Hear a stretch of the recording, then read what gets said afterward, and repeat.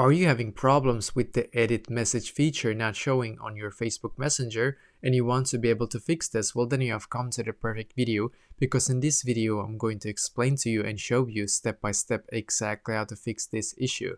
So basically there's actually a very simple explanation to why your edit message feature in Messenger is not showing right now, and the explanation is that this is a new update and you need to have the new update to be able to fix this. I'm going to show you. So basically what you're going to do, you're going to go into the App Store if you have an iPhone, or Google Play Store if you have an Android.